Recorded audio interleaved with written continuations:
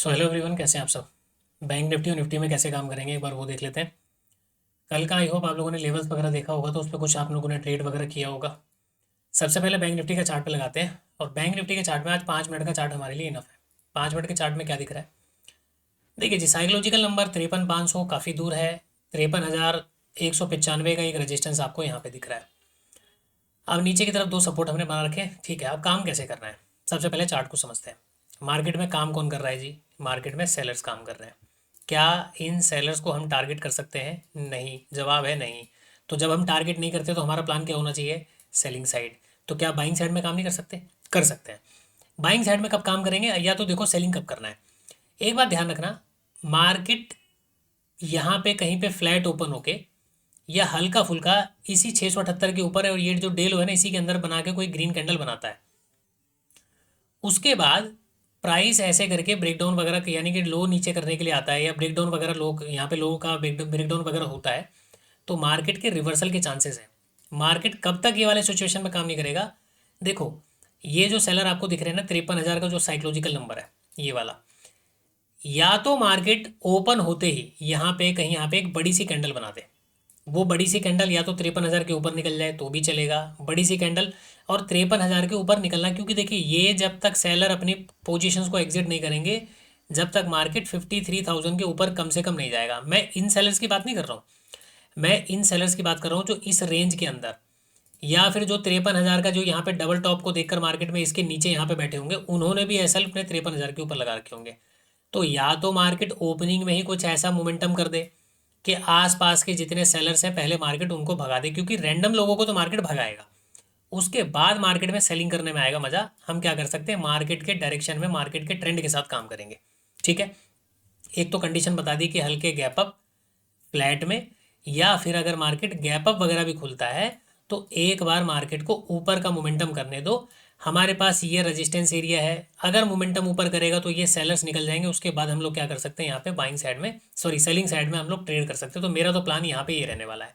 Directly अगर 53,000 के ऊपर ओपन हो गया, डायरेक्टली ओपन हो गया, उसके बाद मार्केट क्या कर सकता है कि यूं करके डायरेक्टली नीचे की तरफ आएगा, तो सेलिंग तो करोगे, सेलिंग तो मैं कर लूंगा, लेकिन वहां पे थोड़ा सा रिस्की मेरे लिए हो जाएगा ट्रेड, की मार्केट ऐसा हो कि पलटी मार जाए।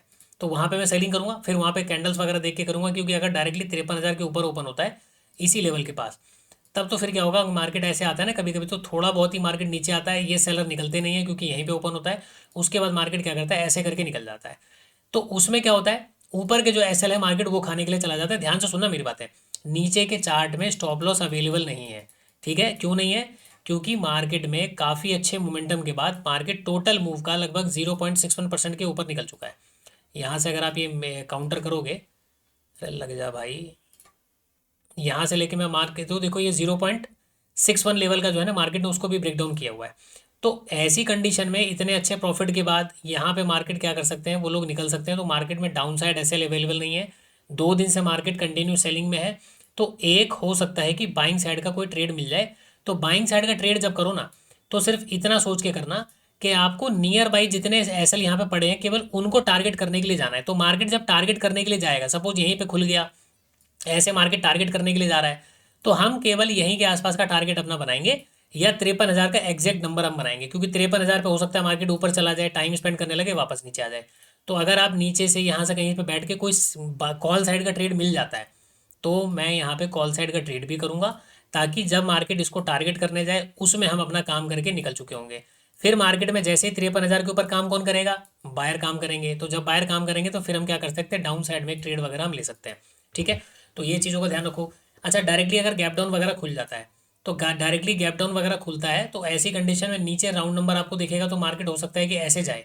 तो डायरेक्टली गैप डाउन की कंडीशन में क्या हो सकता है, नेगेटिव ट्रेंड को देखकर, गैप डाउन को देखकर सेलर्स काम करने के आएंगे, तो मार्केट हो सकता है कि पलटी मार जाएगा, ठीक है ना। तो उसमें फिर आपको उस हिसाब से करके चलना है, जो सिचुएशन मैं बता रहा हूँ उस हिसाब से।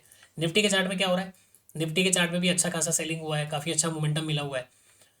तो यहाँ पे 24,624 सेलर का जोन है, 24,480 यहाँ पे सेलर का जोन है। तो ये जो सेलर्स हैं, क्योंकि यहाँ पे नियर बाई स्विंग है और 500 का नंबर कहाँ पे है, ऊपर है। तो जब तक ये लेवल पार नहीं होता तब तक तो भूल जाओ कि ये एसएल अपने देने वाले हैं मार्केट में।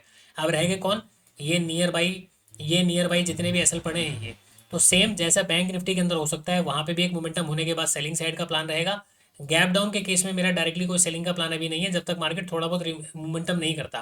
भाई गैप, अगर मार्केट को गिरना है तो गिरने से पहले वो या तो इन सेलर्स को निकालेगा, या तो वो नए वायर को बिठा के फिर मार्केट गिराएगा। तो ये दो सिचुएशन पे ध्यान रखना, अपने आप ट्रेड समझ में आ जाएगा कि मार्केट में करना किधर है।